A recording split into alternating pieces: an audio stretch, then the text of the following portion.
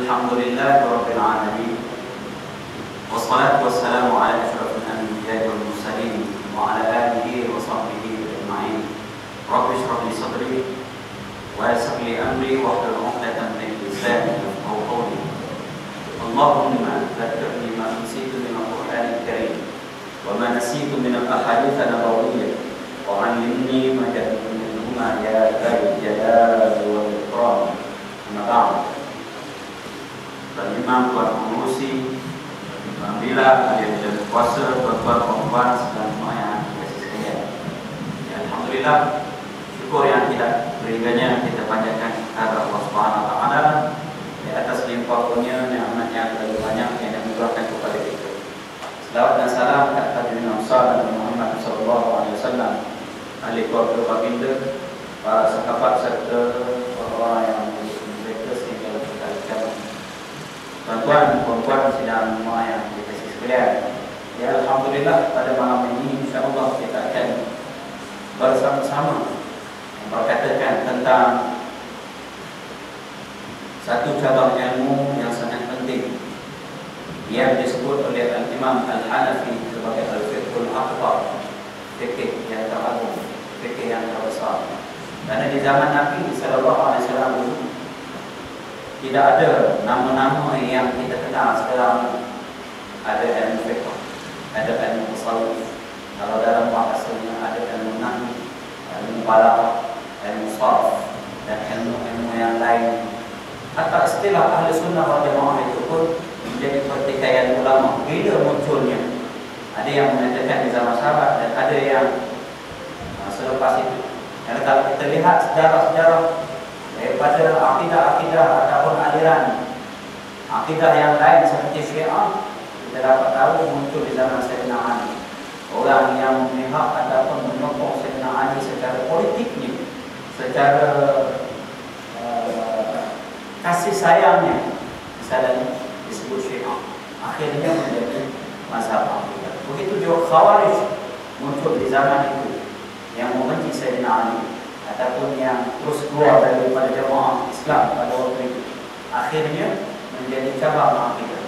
Tapi ahli sunnah wal jamaah ini tidaklah dapat dipastikan bila secara khususnya sebenarnya, walaupun ada ulama mengatakan bahawa di nama sahabat sudah ada istilah ahli sunnah itu sebenarnya, tetapi secara khususnya muncul di zaman mana? Di zaman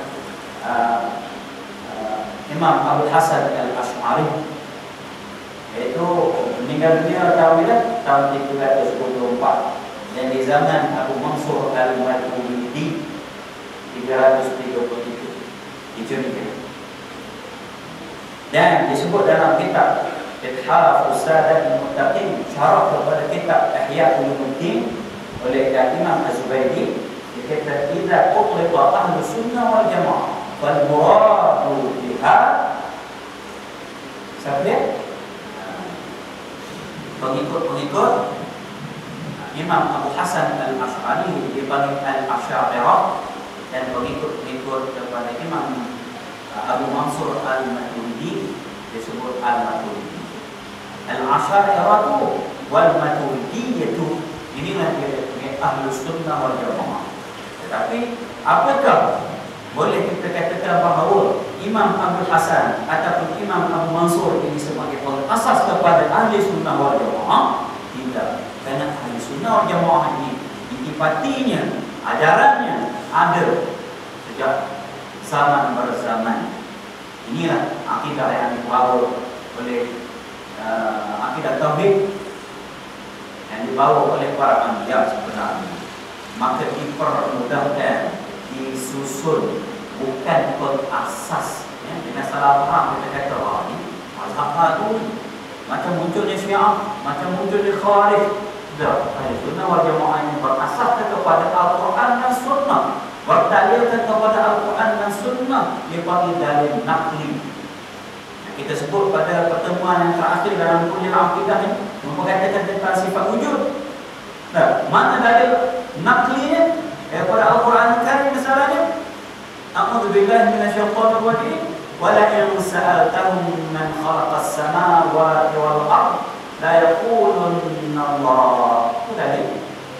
Kalau tanya pada siapa pada mereka, pada manusia ini, siapa yang jadikan langit dan bumi ini? Nescaya mereka akan katakan, wah, itu dalil wujud, dalil akli, berdasarkan kepada dalil akli,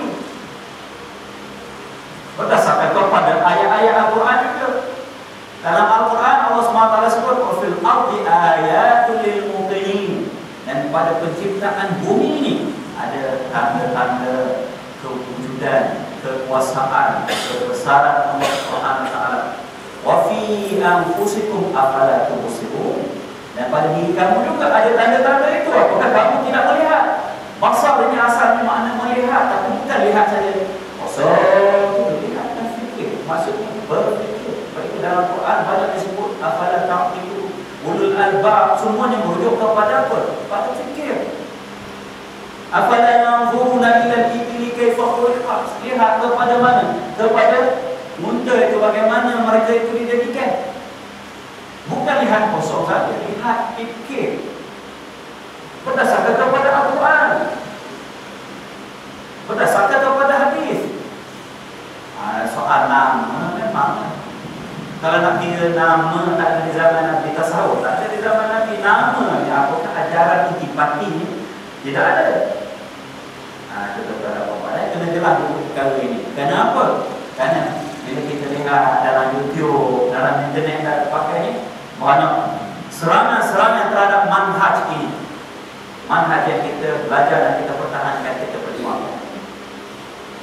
Dan manhaj ini adalah satu manhaj yang tidak syak lagi, sangat praktikal di zaman ini. Kenapa? Kerana dia menggunakan dua hujah nakli daripada Quran dan hadis, juga menggunakan akli. Di zaman sekarang ini kita terpaksa berhadapan dengan macam-macam jenis orang, macam-macam jenis pemikiran, dan kebanyakan mereka menggunakan ini. Beberapa hari ini saya nampak menekuni kuliah-kuliah, khutbah, ceramah yang disampaikan oleh Syekh Al-Habib Ali Zainal Abidin Al-Jifri. Sangat menarik. Dan ada program yang dia berdebat, dia bertukar-tukar pandangan, jiwa berdialog dengan kumpulan siapa? Elmani, orang yang menganut sekularisme, memisahkan agama dengan kehidupan dunia. Berdebat dengan ilhadi, artinya orang yang apa? Yang tidak percaya Tuhan. Berdebat dengan aliran ikhwani, artinya ikhwan muslimin pun ada. Berdebat dengan feminisme, orang yang menganut apa? Kebebasan, hak sama rata antara lelaki dan perempuan ada. Dengan dia berdebat dengan apa? Berdialog dengan siapa? Dengan fananin ataupun artis ada. Kita satu lagi tak ada. Berdialog dengan golongan-golongan yang orang kata hanya berpegang sepenuhnya kepada Al-Quran dan hadis, semata-mata zahir Quran dan hadis. Mereka ini masih tidak muncul. Dan sekarang ini serangan terhadap manhaj yang kita pegang ini macam-macam tuan. Ada yang kata daripada Yunani, ada yang kata daripada Afrika, ada yang kata daripada Greek, ada yang kata falsafah, ada yang kata macam-macam dan sebagainya. Sebab itu pengajian-pengajian yang seperti ini tak ada. Tak ada. Orang makin tak minat, pasal nama kebetulannya susah, kemungkinan juga akan ada orang nak ajar, ataupun orang yang sudah tidak minat mengajar dan sebagainya. Jadi alhamdulillah di masjid ini masih ada usaha untuk itu. Untuk kita apa? Kita memantapkan akidah kita daripada iman kita, pemikiran kita, ilmu kita kena ada di tempat. Kerana zaman ini adalah zaman yang penuh cabaran. Kita tak boleh lagi nak buat misalnya di zaman Imam Malik rahimahullah taala, apabila ada orang bertanya tentang soal akidah itu, Imam Malik dia keluarkan daripada masjid dan dia kata bertanya soal itu adalah bid'ah. Kita tak boleh lagi. Zaman sekarang kita ditanya di mana-mana, di tepi jalan, di tempat-tempat, di sekolah, apatah lagi, macam-macam pertanyaan, macam-macam kemusykilan yang diberi. Jadi kalau kita orang kata memaksa mereka mengatakan kata terima saja apa yang secara zahirnya begitu, maka orang awam akan bahaya akidah. Dan aku mikir-mikir.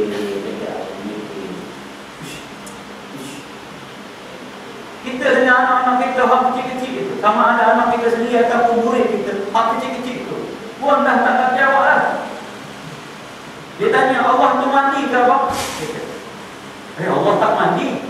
Dia busuk lah dia. Macam mana nak jawab?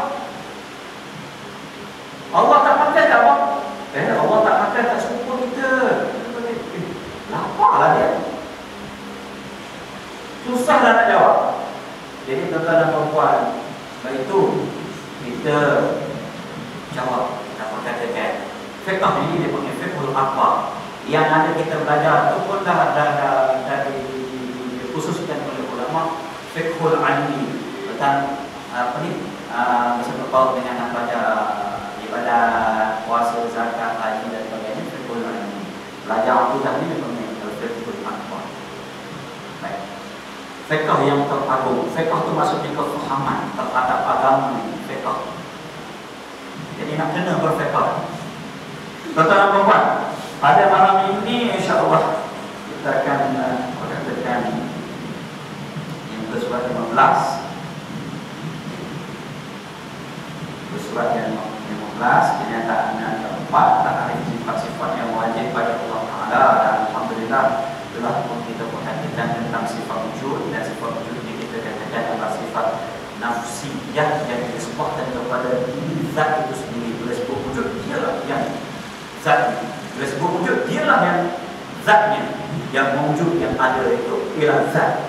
Maka dia panggil sifat nafsiyah yang disebutkan kepada diri. Sebab itu dalam kitab kita itu disebut dia huwa, dia sifat itulah wujud. Sebenarnya adalah mewujud Allah Subhanahu wa taala. Baik.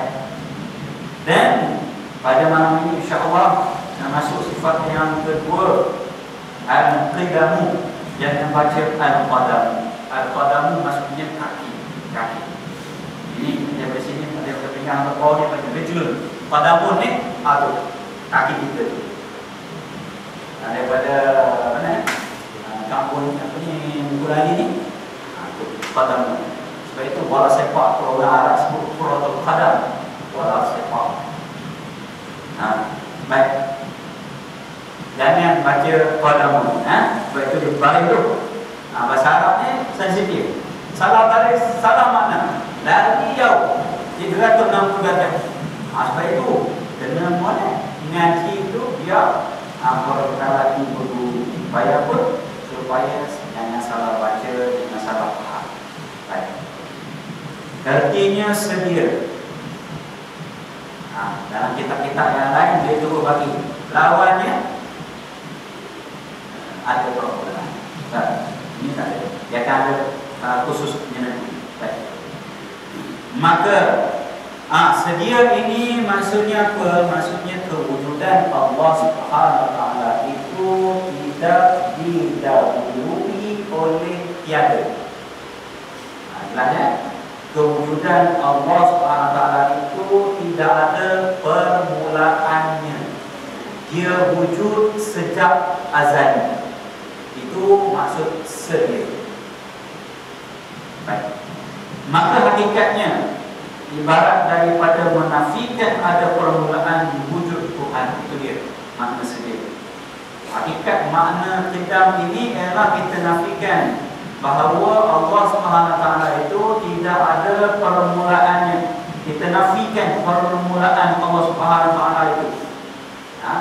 Sebab itu sifat ini dipanggil sifat salbiyah. Salbun itu maksudnya nafyun, nafi. Ada 5 sifat ini. Ada 5 sifat salbiyah ini. Ada sifat, kita beritahu dulu apa? Pembahagian sifat-sifat dulu itu ada 4. Nafsiyah, salbiyah, ma'ani dan ma'nawiyah. Sifat nafsiyah satu saja. Dan sekarang kita masuk ke sifat salbiyah, ada 5. Qidam, baqa, mukhalafatul lil hawadith, qiyamu bi nafsi, wadaniyah. 5 ini dipanggil salbiyah. Apa maksud salbiyah? Menafikan. Bukan kita nafikan Allah SWT bersifat tidak, bersifat baqa, bersifat mukhalafatul lil awamir, bukan. Kita nafikan bahawa tidak ada yang menyerupai Allah SWT. Tidak ada. Hanya Allah sahaja bersifat tidak di mula-mula. Jangan ada kata menganut apa? Menganut ajaran Malakmani. Dia kata sebelum wujud alam ini tak ada apa-apa. Tak ada apa-apa. Barulah wujud Allah. Allah mewujudkan dirinya sendiri. Barulah wujud alam. Tapi sebelum wujud Allah itu tak ada apa-apa. Ini dia panggil ilmu dua sari daripada Tuhan. Ilmu dua sari daripada Tuhan. Artinya sebelum ini tak ada apa-apa. Allah mewujudkan diri dia, kemudian barulah wujud ada. Artinya ada dah ilmu sebelum. Tak ada yang keluar yang ikut ni. 15 kali tangkap, 14 kali istihad taubat. Kerja ajaran sesat ni begitu. Tangkap taubat. Lepas itu nama merah, ada pula nama merah kan daripada kena hukuman di mahkamah syariah, istihad murtad. Ustazah Kamaria Ali, istihad murtad. Baik. Jangan ada. Orang kita ni tak tahu lah macam mana. Ilmu tu lah. Iman itu, iman takut. Iman kita. Belajar. Oh, dia naik iman ilmu. Mengamalkan. Oh, iman ayat. Tapi kalau tak ada ilmu, tak ada dia punya asasnya secara teori, secara belajar, kita kena tipu.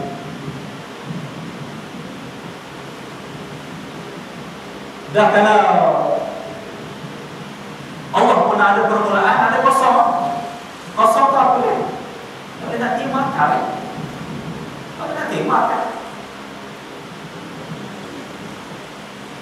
ada pula yang mengatakan bahawa kejadian ini berdasarkan kepada kejadian alam ini, berdasarkan kepada tekanan panas, sejuk dan sebagainya, maka proses itu berlakulah tercetus dengan sendirinya. Teori etis orang Tuhan, dia kata Tuhan. Dan panas sejuk tu apa dia? Panas sejuk tu apa dia? Bukan makhluk. Macam mana tiba panas? Macam mana boleh munculnya sejuk dan sebagainya? Siapa yang cipta? Takkan panas dan tiba-tiba mencipta diri sendiri. Jadi tak boleh. Tak boleh ditimbul oleh akal. Tiba-tiba saja boleh jadi. Dia mesti ada pencipta dia. Itu dia panggil apa? Dia panggil dalil akli. Tak, wujud dengan tidak wujudnya alam ini boleh ada, boleh tiada, kedudukannya sama 50%. Tiba-tiba wujud alam ini tanpa ada sesuatu yang menyebabkannya wujud. Akhirnya lacing yang kita sebut, timbangan yang kita sebut, belah sini kosong, pilih belah sini, sama. Tiba-tiba berat belah kanan, tak ada apa-apa. Angin tak ada orang tak batu, tak ada orang dapat apa. Mustahil boleh jadi. Bukan belah sini, tak ada apa sebab-sebab. Mustahil, mesti ada sebabnya yang mencetuskan. Jadi alam ini boleh ada, boleh tiada, kedudukannya serupa, tapi dia sudah ada sekarang. Mesti ada pencipta. Itu tuan-tuan. Dalil akli. Kerana Tuhan yang menjadikan tiap-tiap sesuatu yang ada, yang demikian tak dapat tiada keadaan yang lebih dahulu daripada tiap-tiap sesuatu itu. Kalau tak apa, kalau Allah SWT menciptakan langit dan bumi, alam ini semua, mestilah dia ada terlebih dahulu. Dia tak boleh ada serentak. Macam mana ada serentak, boleh tiba-tiba dia mencipta. Dia mesti ada terlebih dahulu. Kiranya Tuhan tidak lebih dahulu daripada tiap-tiap sesuatu. Katalah, tak ada Tuhan sebelum ini. Macam ajaran Malakmani. Nescaya boleh ada sesuatu lebih dahulu daripada yang mengadakan ini itu batil. Katalah tidak ada Tuhan sebelum ini, sebelum wujudnya sesuatu. Nescaya boleh ada sesuatu lebih dahulu daripada yang mengadakan.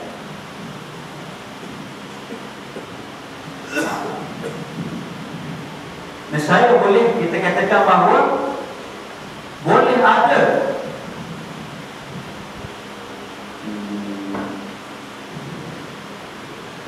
janganlah kita baca pula pasal kita tebut-tebut ya.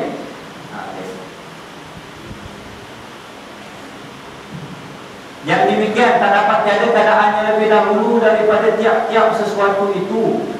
Mesti Allah SWT itu ada wujud lebih dahulu daripada makhluk.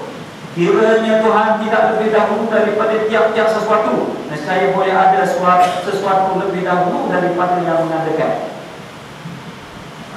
Kalau Allah SWT itu tidak ada sebelum wujudnya alam ini, nescaya ada sesuatu yang lain yang mengadakan. Artinya ada pula Tuhan yang lain mengadakan Allah Subhanahu Wa Taala itu. Lah. Ada pula yang ada, ada pula yang ada, ada pula yang ada. Dia akan pergi kepada apa? Daur dan tasalsul. Daur dan tasalsul. Jadi mesti Allah Subhanahu Wa Taala itu ada, kemudian mewujudkan alam ini. Seterusnya wujud. Bukannya tiba-tiba alam itu wujud dengan sendiri ataupun wujud beserta dengan Allah Subhanahu Wa Taala. Dan tidak pun dia akan jadi daur dan tasalsul. Daur dan tasalsul ni kita dah sebut dulu dah. Daurnya ada dua. Daur apa dia daur ni? Pada segi bahasa pusingan. Ya. Maksudnya ialah wujudnya sesuatu kerana perkara yang kedua. Dan perkara yang kedua itu wujud kerana perkara yang pertama. Perkara yang pertama wujud kerana perkara yang kedua. Pusing itu. Misalnya kita kata kalau Allah Subhanahu Wa Taala itu tidak bersifat qidam, tidak bersifat sedia, dia baru muncul. Bila dia baru muncul sebenarnya dia adalah makhluk. Dia makhluk. Dia ada penciptanya. Jadi kita baru muncul. Kata A muncul sebagai Tuhan. Dia mesti ada yang menciptakan dia. Bila kita tanya, siapa jadikan A?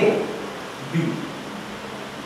Lepas itu B takkan muncul tiba-tiba dia. Dia mesti ada yang menjadikan dia. Pasal dia makhluk.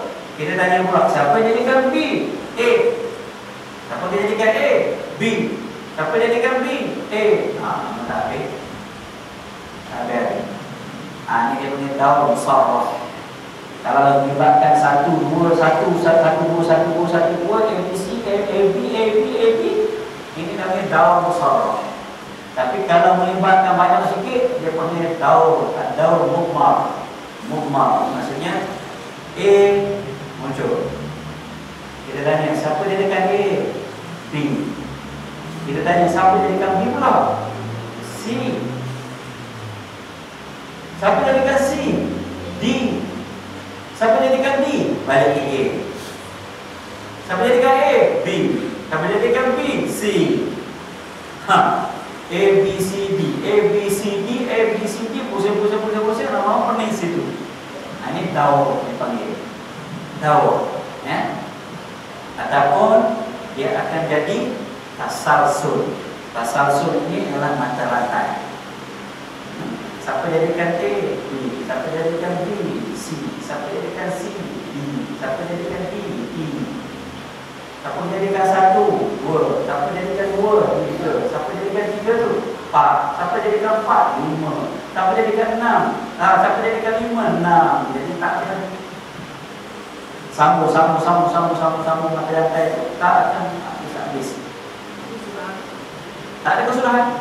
Kesudahannya ialah sabitlah ataupun tetaplah Allah itu kidam sedia ada. Itu kesudahan. Tapi kalau kita nafikan bahawa Allah itu tidak bersifat sedia, tidak bersifat kidam, tidak bersifat sedia ada sejak daripada azali lagi, maka dia akan jadi tadi. Dia akan jadi tawar dan dia akan jadi tasalsul. Tak akan ada. Jadi sabitlah bahawa Allah SWT itu wujud tanpa permulaan. Bila wujud tanpa permulaan, tuan-tuan dan puan-puan, akhirat tak adalah daud, tak adalah tasalsul, tak peninglah kepada kita ni. Akhirat cukup. Tak ada permulaan. Allah SWT wujud. Ya? Atau tolaklah daud dan tasalsul. Tidak berlakulah daud dan tasalsul. Bila kita sabitkan Allah SWT itu bersifat kidam atau dia tak ada berlaku daud dan tasalsul lagi. Sekarang ni bila masalah ni, katalah ajaran apa? Ajaran Muhammad semana ni. Dia kata kosong sebelum Allah Subhanahu Wa Taala. Jadi kita akan bertanya, sebelum kosong apa? Waktu kosong apa? Jadi tak akan habis-habis. Jadi kosong, tidak ada nilai. Ya, bila kita nampak kosong, banyak kosong, kita tengok apa? Kita tengok angka ataupun nombor yang dipangkal itu. Ada 1, 2, 3, 4, 1, 2, 3, 1, 2, 3, 6. Kita tengok dia pangkal dia ada apa? 2. 2 juta. 2 juta nilai. Tapi kalau kosong, takkan habis. Dia baca rantai yang panjang tapi tidak ada nilai apa-apa. Begitu juga dengan Allah Subhanahu Wa Taala ni. Dia ada Allah, baru ada makhluk ada nilai yang boleh kita nampak, yang boleh kita pegang, boleh kita sentuh, boleh kita rasa. Ada nilai.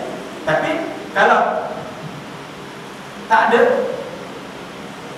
jadi kosong, tak ada nilai.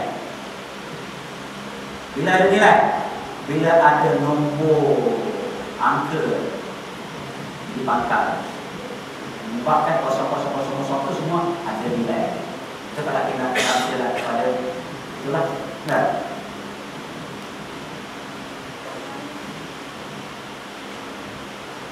baik.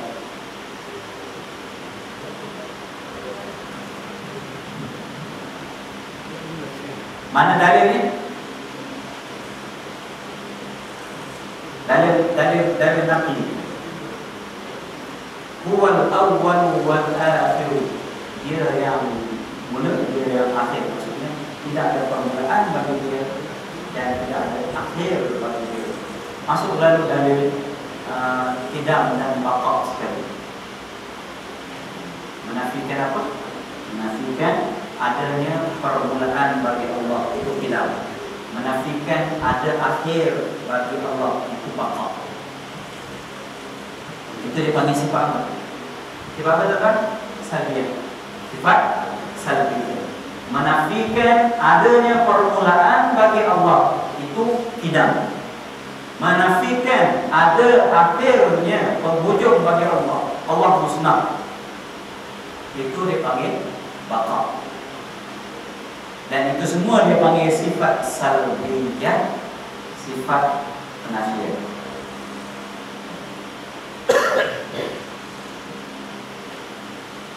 Dari akli, kalau Allah Subhanahu Wa Taala tidak bersifat sedia, tidak bersifat qadim, dia tidak qadim, dia tidak bersifat qidam, maka dia baharu, dia makhluk. Bila dia makhluk, mesti dia ada penciptanya. Bila ada penciptanya, dia akan jadi apa? Kalau kita tidak tetapkan bahawa Allah itu wujud sejak sedia ada, maka kita akan kata apa? Kita akan kata penciptanya adalah A. Pasal dia tiba-tiba A ni pun kita kata dia tidak, baru ada. Dia makhluk. Bila dia makhluk, kita kata ada pencipta. Kita kata B yang cipta dia. Nah, B pun kita tidak sabitkan dia itu bersifat dengan sifat tidak. Dia tidak sedia ada. Artinya dia dicipta juga. Tentu ada pencipta. Kita tanya pula, siapa jadikan B ya? A. Dan A siapa jadikan? B. B, A balik. Oh, sebenarnya dia tahu. Jadi kalau kita tidak sabitkan Allah itu bersifat qidam, maka dia akan pergi kepada daur, ataupun dia akan pergi kepada tasalsul. Dan sudah kita buktikan bahawa daur dan tasalsul ini batil. Tak betul. Logik. Tidak boleh diterima akal. Jadi sabitlah Allah itu bersifat qidam dan dia qadim. Itu dalil akli. Dalil akli, huwal akhiru, huwal awwalu wal akhiru. Dalam lafazan, huwal awwalu wal akhiru. Al-Hadid ayat 3. Al-Hadid ayat 3. Banyak. Bukan susah sangat. Ya. Ya.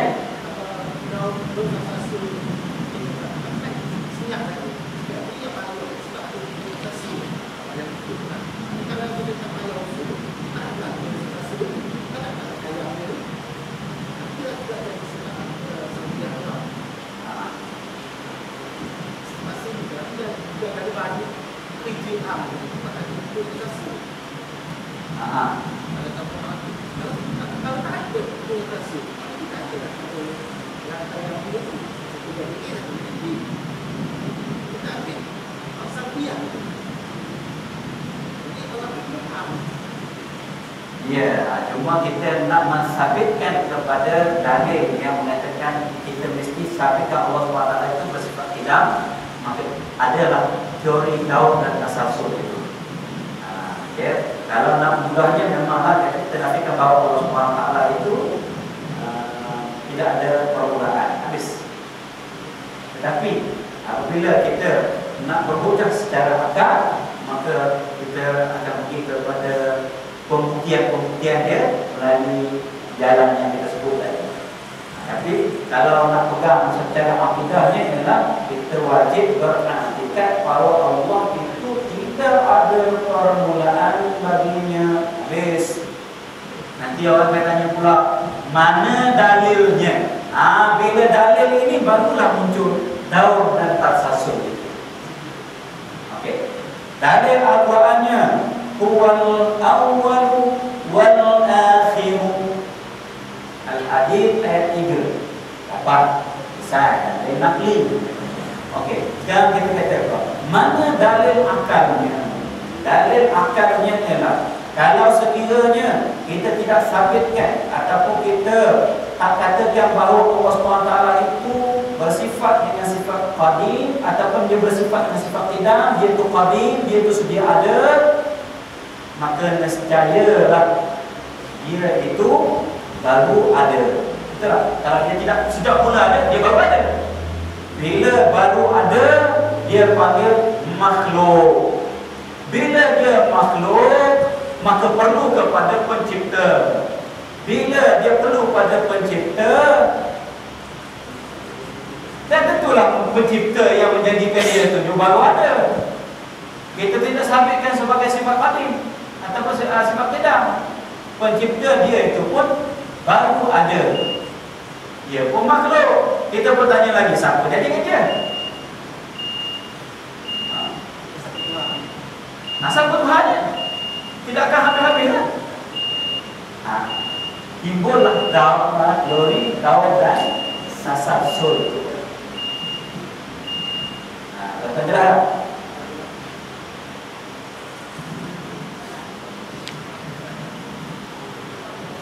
Allah alam, yang pertemuan nanti akan datang kita sentuh mengenai sedikit perbezaan antara istilah qidam dengan istilah azali.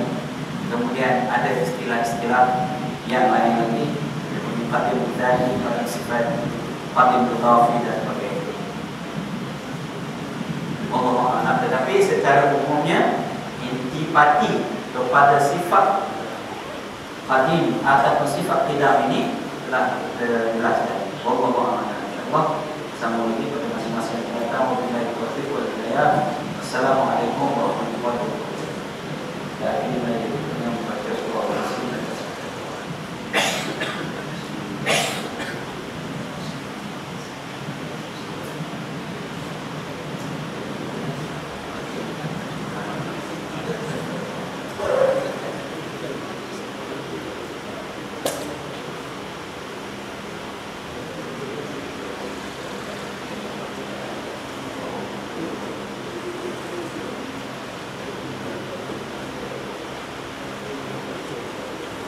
Allahu Akbar, Allahu Akbar, Allahu Akbar,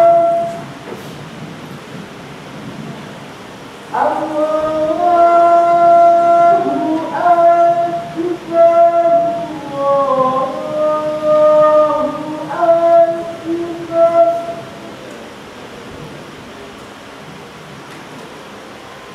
Asyhadu an la